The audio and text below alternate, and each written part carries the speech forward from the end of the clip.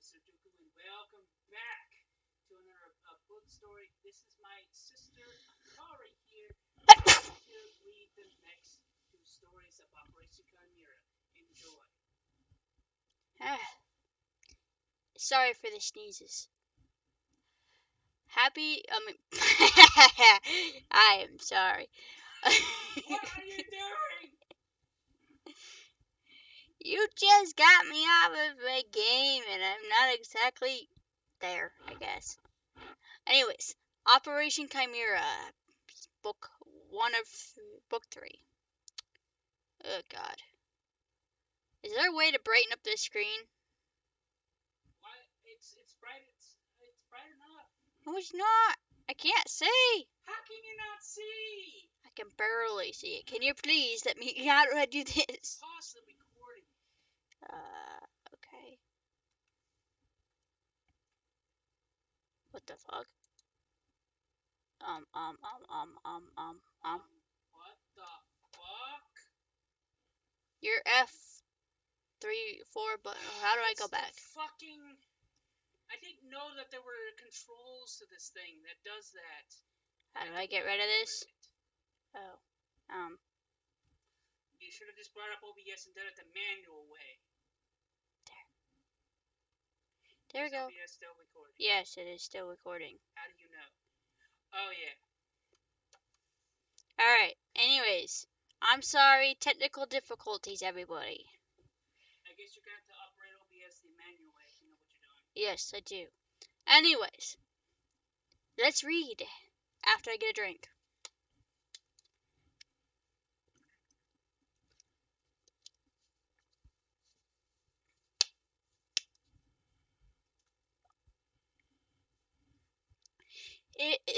It has been 5 weeks since Sandy and Bruce were sent to Steel Wall Penitentiary Prison. Marcus was still writing in his math book before going home from school, thinking to himself, it's a good thing that I decided to have an after-school program to finish my math. Otherwise, my parents would kill me. However, I can't seem to stop thinking about my best friend Sandy. I hope he's doing fine in prison, he thought to himself quietly as he was finishing his math work. Marcus stops writing and then looks out the window. He still sees that it's still snowing in Winter Town, the one place where it snows even in the spring and fall. Meanwhile, beyond Winter Town, on top of the snowy mountain, and through the pine trees covered in snow, there is a long, bendy, icy road that leads to the top of the mountain, and there sits Steel Wall Penitentiary Prison. Inside the prison, a police guard opens up a prison door and says, "Okay, Sandy and Bruce, it's time for you to help out the town with its garbage," said the police guard. "Oh man, more garbage," said Sandy with a boring voice. "That's what happens when we obliterate.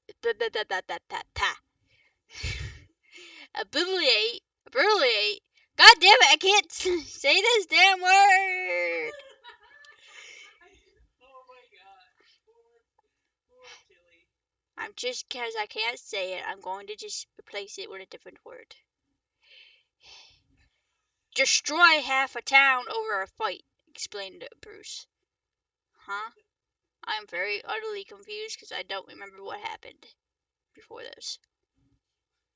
It's okay. I should have shown you the last time you read it. It's okay. Bruce and Sandy leave the jail cell. Later on, Sandy and Bruce and other prisoners are helping the garbage people deal with the garbage in town to help reduce their sentence in jail. "Hurry up, you whippersnappers! When I was younger, I could lift twice as much garbage than you are lifting now," said an old man wearing a police guard uniform. Okay. Somebody get this guy a coffin. He's gonna need it.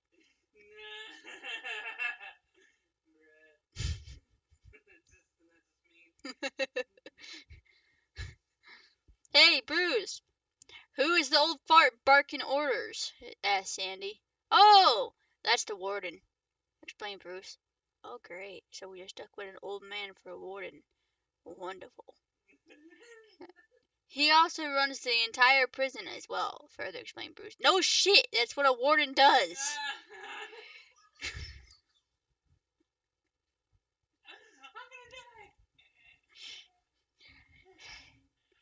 And seriously, what is up with old men running things? And people wonder why this world is going to hell.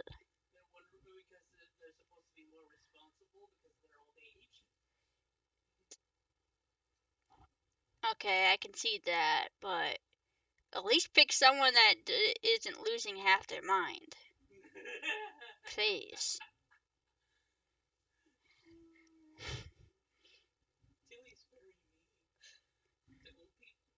I'm not mean to old people.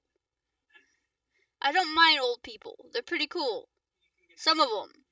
Others are just cranky and smell weird. I'm joking. I'm joking. Please don't be offended and don't do hate crimes on me. Anyways, ha!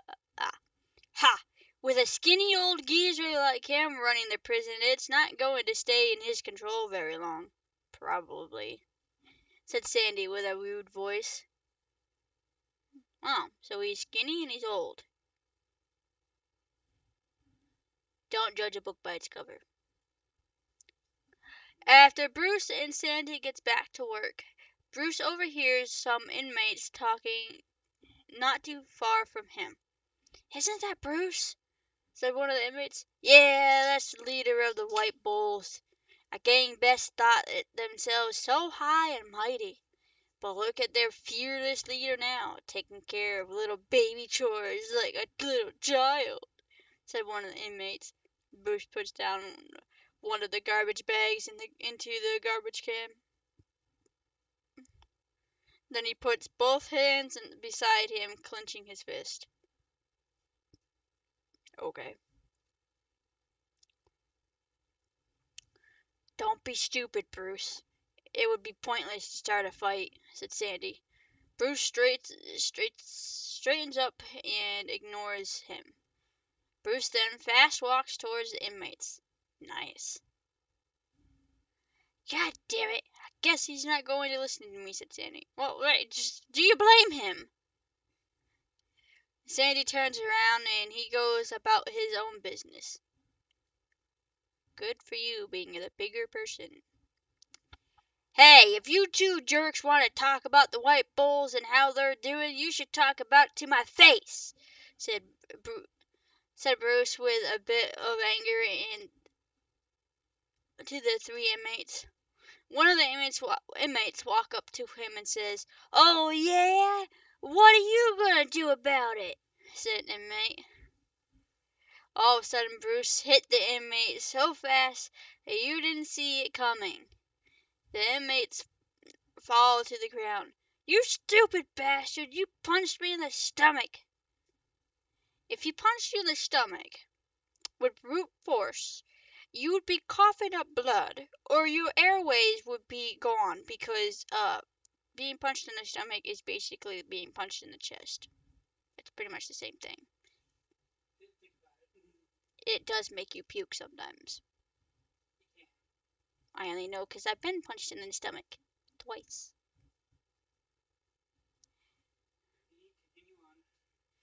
When I punch you there, it will be so hard that I will liquefy your organs, said Bruce with pride. Ugh, ugh. Thanks for the image in my head. Gross. The White Bull should never be trifled with, especially its leader, said Bruce as he takes a deep breath, and with the combination of the cold air and his breath made it look like a bull snorting out sand after defeating an opponent. After all, you mess with the bull, you get the horns, said Bruce with pride. You have too much pride. Hey, what's going on here? Said one of the police guards. The police guard quickly puts cuffs on Bruce and puts him down to his knees. Ha! It looks like the bull was put back in his rodeo cage, said the inmate just after they put the cuffs on him, too. Sandy walks over to the police guard. Okay, Bruce, don't you think you made a big enough scene yet? Said Sandy. Sorry, kid. We are going to have to take Mr. Bruce back to Steelwall Planetary Prison so he doesn't cause any more trouble, said the police guard. Eh, you do not know how this stuff works, do you? No, I just write. You should do some research. It'll do you some good. But I don't want to. I'm lazy, and I like being lazy. Now everybody is my witness that just heard that, right? You may trifle him with your own words in the comments. Enjoy! Oh, look, it's ghost tears. Except because it's ghost tears, you can't see it. Well,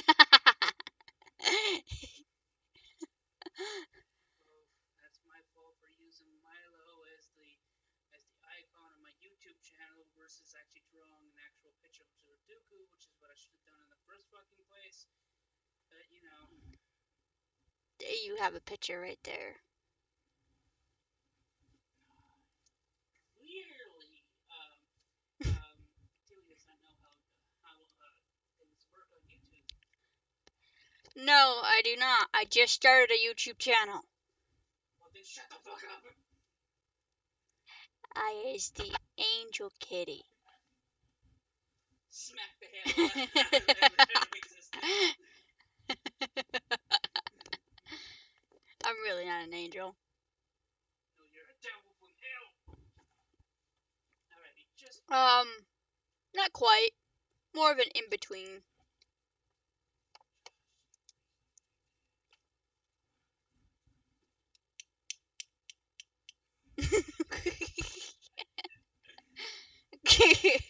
Anyways. Okay.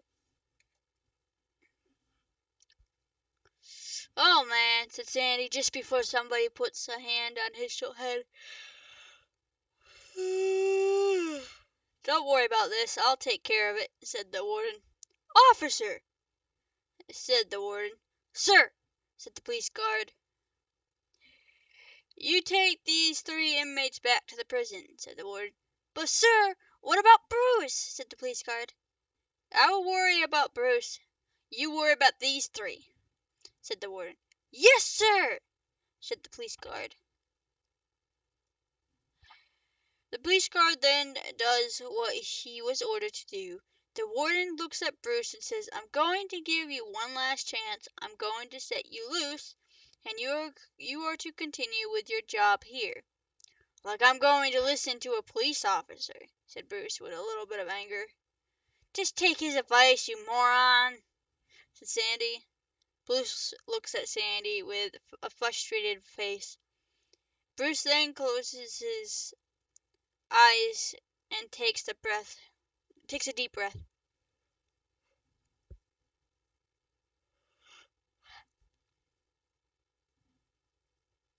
Okay, fine, have it your way, said Bruce as the warden releases them and tells them to get back to work. So they finished their work.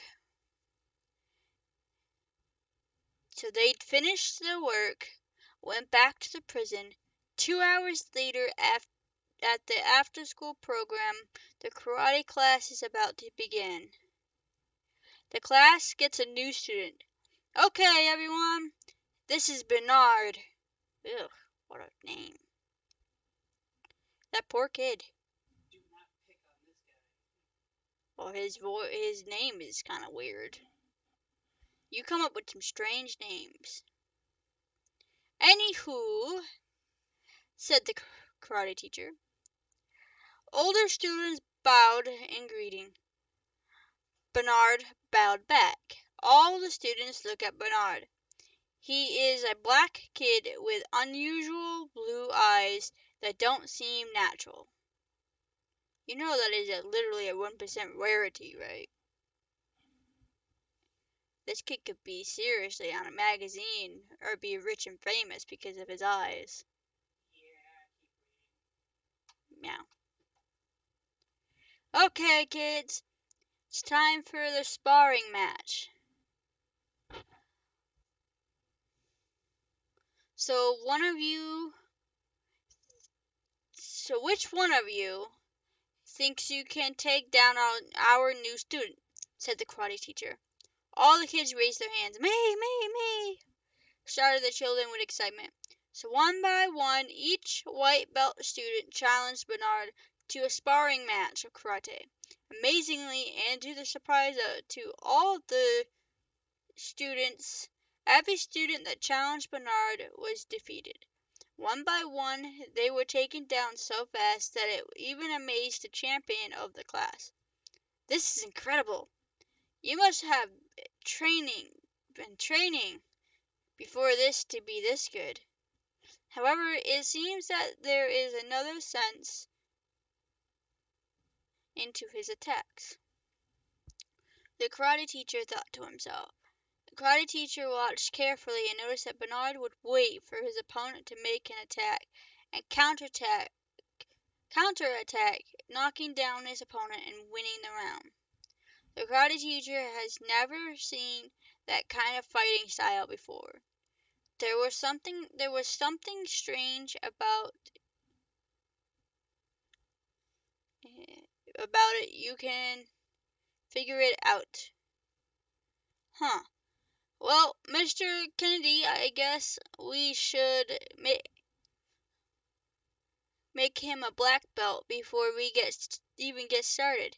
Wouldn't you say? Said the champion of the karate class, Shinto. Listen here, Shinto. I know what you're thinking. I don't want you to challenge a white belt. And you're a black belt and champion to this class.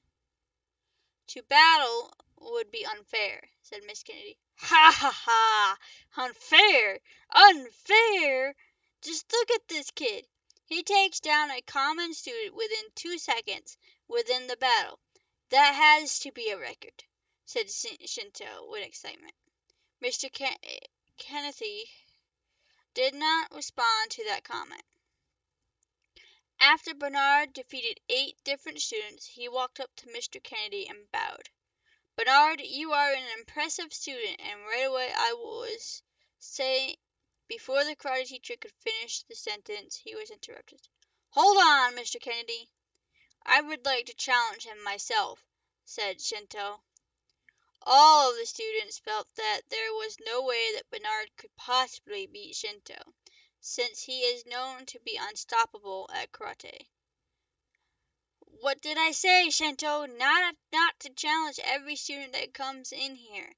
It's not fair, said the karate teacher. Before Shinto could respond, Bernard says, I accept your challenge. After all, you could throw a mountain at me and I will not fall.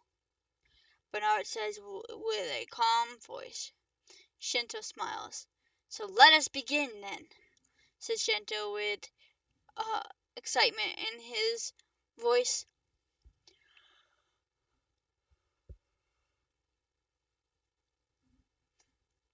So a minute later, the epic duel was about to begin. Shinto takes a very strange fighting stance. Oh no! It is Shinto's mantis style. There is no way that Bernard can possibly counter that one. None of us were able to, said the students to each other. Bernard waits patiently for Shinto to make a move. However, Shinto does not attack.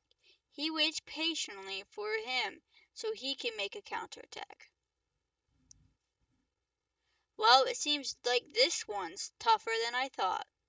The student said it was some kind of mantis style. I wonder what that is, Bernard thought to himself. I watched all over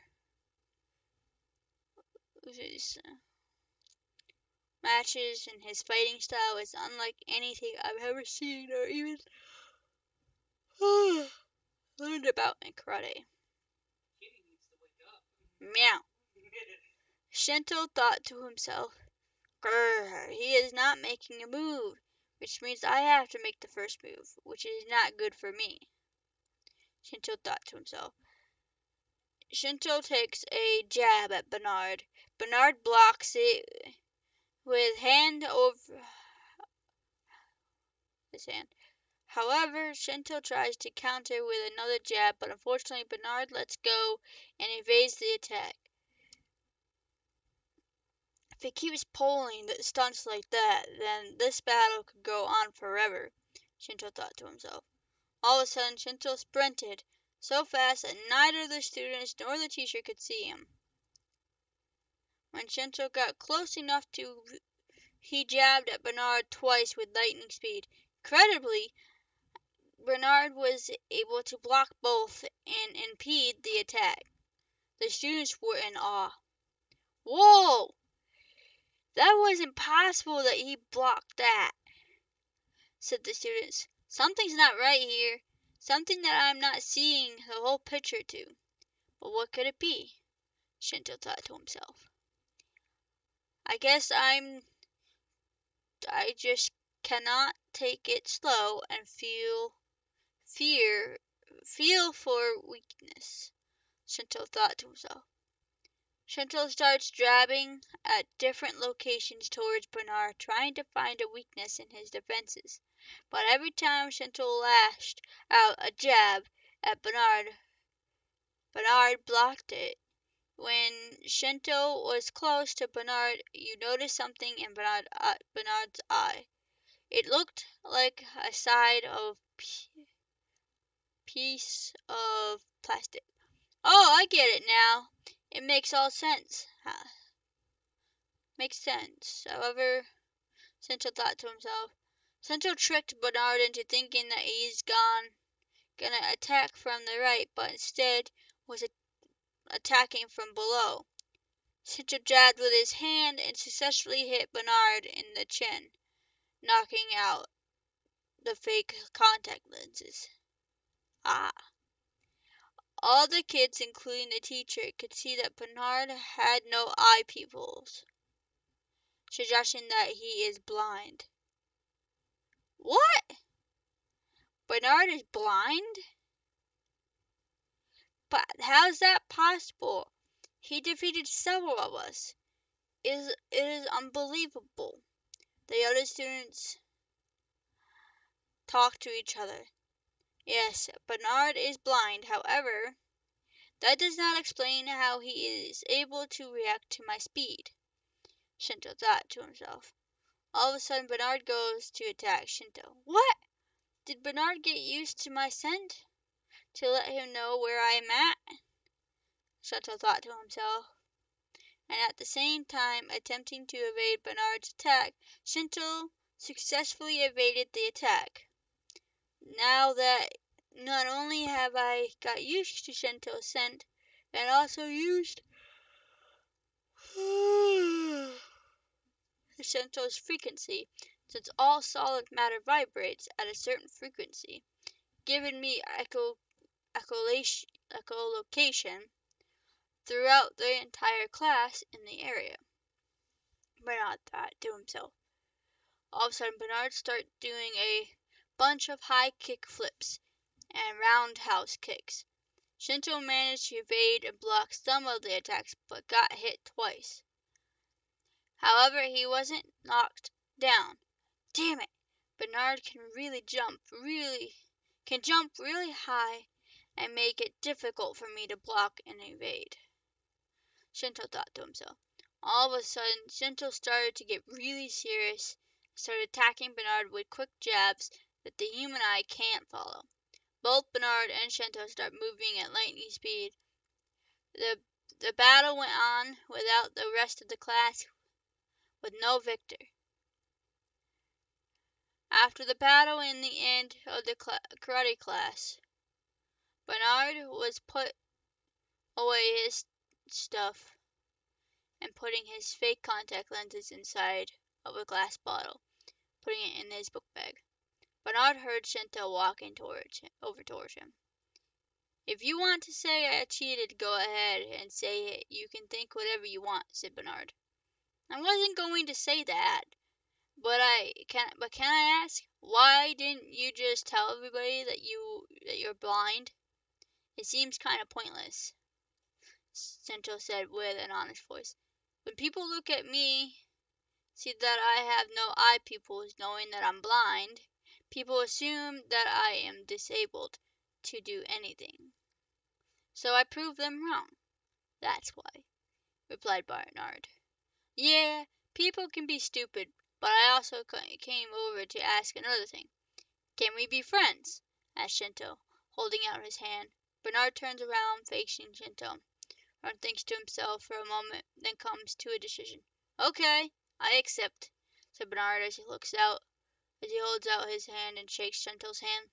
Meanwhile, back at Steel Wall Penitentiary Prison, the warden put Sandy and Bruce back into their cell. Sandy and Bruce sit down on their cots. The warden starts to talk to them after the police guards left. "My name is Hugo. Does that name sound familiar to you?" said the warden. "No. Were we supposed to care?" said Bruce with an attitude. "Hugo. That name sounds familiar," said Sandy. "Back in World War II in the Kymera fortress when we were still being studied for Dr. Sinister and as guinea pigs," explained Sandy.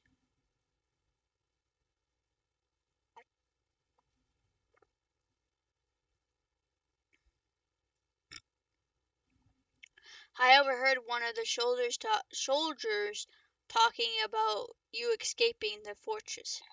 However, that's not all I know," said Sandy. Bruce looks at Hugo with a serious face, almost as if Bruce knows more. "After I escaped the fortress, I hid from the Nazi soldiers in the cold forest. For how long I have no idea, but felt like forever," said Hugo. "When the war was over, I became a citizen here in Germany, becoming a warden for this prison. However, when I heard about the construction people fighting you in the basement of that horrible fortress, that I wish... Huh? Oh, the word says fighting. Okay, "Finding you in the basement of that horrible fortress that I wish I forgotten all about. It was almost as if the pains of the past were to return to put needles into our hearts and cause nothing but pain and misery," explained Hugo as a single tear falls from his face. "In this era, everybody around here looks at you as if you were all monsters, forgetting the unimaginable pain that this country has done to you and the interest torture that was once forgotten," said Hugo. "No, we were forgotten. Instead, the people here and in Wintertown remember the past, but try to bury it in their own tears, wishing that they could forget the stupid things that humans have done. Because in real life, the only real monsters or devils in this world are human beings," explained Sandy. "Boo-hoo! Sounds like a soap opera," said Bruce rudely. Bruce and Sandy stare at each other for a few seconds, and Sandy sighs and lays down on his cot. Hugo leaves his post. The next day at lunch, all the prisoners are eating. After Sandy and Bruce get their lunch, they sit down at a table staring at each other for a few moments, thinking about yesterday when they start eating. Bruce start overhears the other prisoners talking. Hey, did you not hear the Red Bulls have a new leader? One of the prisoners said. Yeah, I heard it was a blonde chick, said the other prisoner. Bruce slams his desk and stands up, picks up one of the prisoners and says, "What? Who is this blonde chick? Tell me," said Bruce with an angry voice. "Calm down, man. We don't even know her name. We just heard that she took over as the White Bull's new leader," said the prisoner in fear. Bruce puts him down. The prisoner goes back to his seat. A couple hours later, when Sandy and Bruce go back to the cell, "I know what you're thinking, Bruce, but you should not leave the prison," said Sandy. "You don't understand. I'm the one who started the White Bulls. It is my responsibility," explained Bruce. "So what? We accidentally killed an innocent," said Sandy before he could finish the sentence. Bruce gives Sandy an angry look and says, "I do not care if it is still my responsibility to take care of the situation. If you want, but since you are not part of the White Bulls, you can stay here." "I just thought that you weren't a coward," said Bruce. Sandy stares into Bruce's face for a moment, and he sighs. "Okay, I'm coming, but not because I believe that I'm brave or something, but it is because of what you said before, and you are in our last fight," explained Sandy. Bruce stands up and sighs. "Okay, we should break out at night when there is less guards that you would think of," said Bruce. "With the combination of your super strength and my wisdom, we should be able to get out of here just fine. However, I'm worried about the warden because he is a chimera," said Sandy. "Ha! He is no chimera," said Bruce with confidence. Sandy nods in agreement, but not satisfied with that answer. Sandy keeps quiet. He's not sure if what Bruce says is true. That night, Bruce and Sandy plan to escape the prison. When all the lights turn off in the prison, all the guards either go home or went to bed. Sandy and Bruce begin their escape. Bruce grabbed at the handlebars one by one, bending them, attempting not to make any noise. Bruce was successful. Sandy and Bruce run down the hallway towards the large metal door that goes outside into the courtyard. Bruce knocks it down. As Sandy and Bruce runs towards the wall, Sandy whispers, "Looks like everything is going according to plan so far." "Not a single alarm," Sandy said in a quiet voice. All of a sudden, Sandy and Bruce start to hear three claps. "Congratulations, but did you notice there wasn't a single alarm?" said Hero. Bruce and Sandy turned around, and Sandy asked, "Why didn't you set off their alarms?" "For one reason. I do not know what your animal spirits are. Your old eyes cannot be very good anymore. However, I'll fight you myself to figure that out and learn about your skills," explained Hugo. "Animal spirits? You mean our chimeras?" asked Sandy. "It almost doesn't matter what they are called, but however to not be reminded of that manic Doctor Sinister, they should be called animal spirits," said Hugo. Hugo raises his right arm with his hand open. Then all of a sudden a blast comes out of it and hits Sandy in the stomach, knocking Sandy down to the ground. "Sandy!" shouted Bruce. Sandy bleeds out for a moment and then he starts to regenerate. During that time, a small lead ball falls out of his wound. What the? Is that a cannonball? Sandy thought to himself. Sandy picks up the ball and stands up. No, it is not a cannonball. It's too small, but it may have solid lead. This is what hit me. That comes out of his hand, Sandy thought to himself. Hugo is not a chimera, but he's a cyborg, said Bruce. Cyborg, asked Sandy.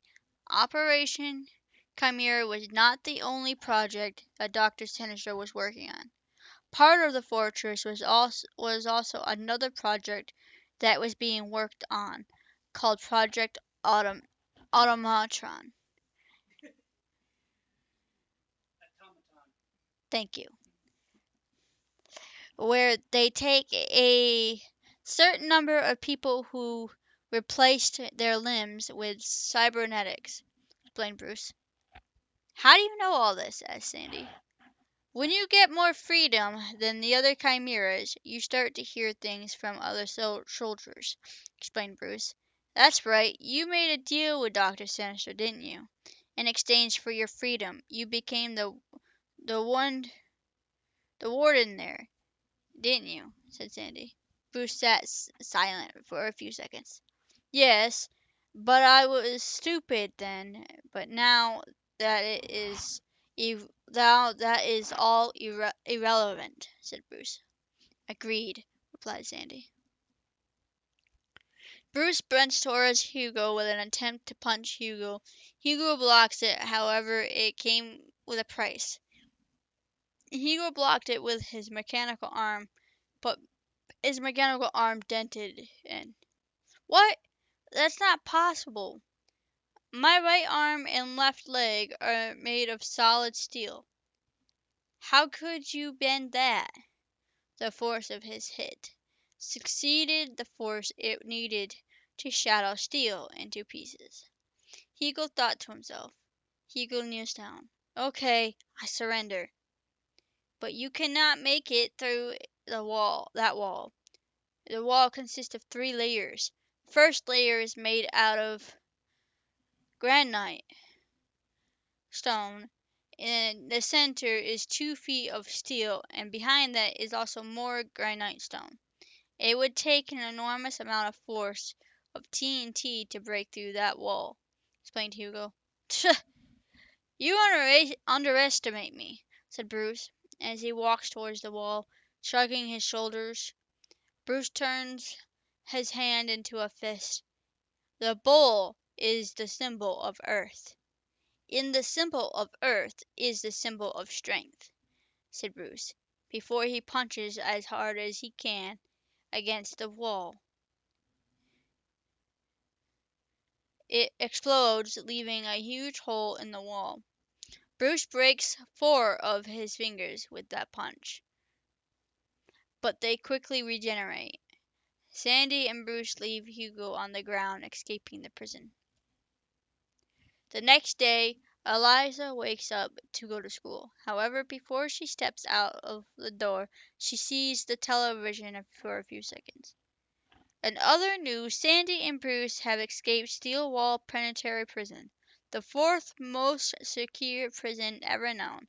Both subjects are actually chimeras, therefore should be considered very dangerous, said the news lady on the television. "Sandy, what do you think? And where are you?" Eliza thought to herself. Eliza gets on the bus and goes to school.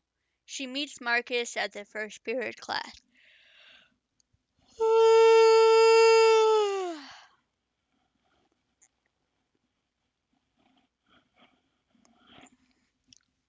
"Listen, Marcus, I know that Sandy is your friend, so I ask you, would you help me and Katie find Marcus and Bruce before anybody—" "You mean Sandy and Bruce.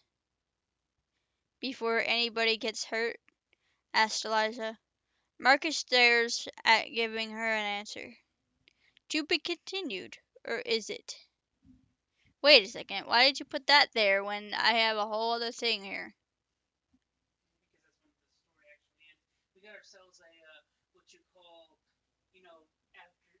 scene credits.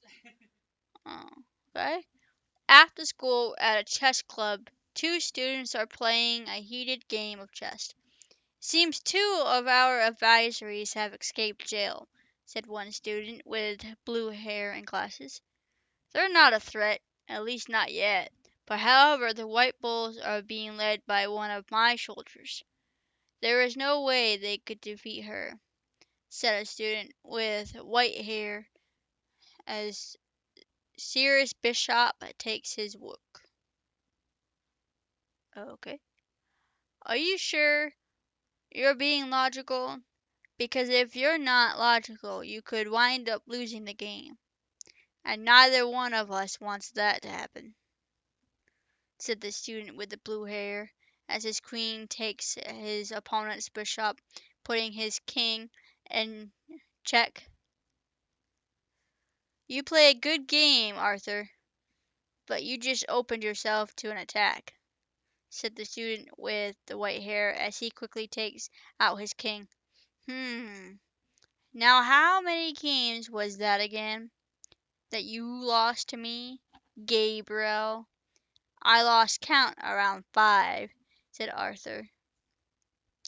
It doesn't matter. Sooner or later the human race will be extinct, with us the Kymera dominant species on this planet, with that rise of the fairer empire. Okay. The end. Yeah, that one sounds like it's a little messed up. I think I'm gonna have to. Actually, I'm gonna be losing that editor anyway, so it kind of sucks. Can't fix it. Not that it really matters. I'm not too sure if I'm gonna do any more Chimera books, anyways. But that would be all. Please like and subscribe. And this is Zerduku and Akari signing out.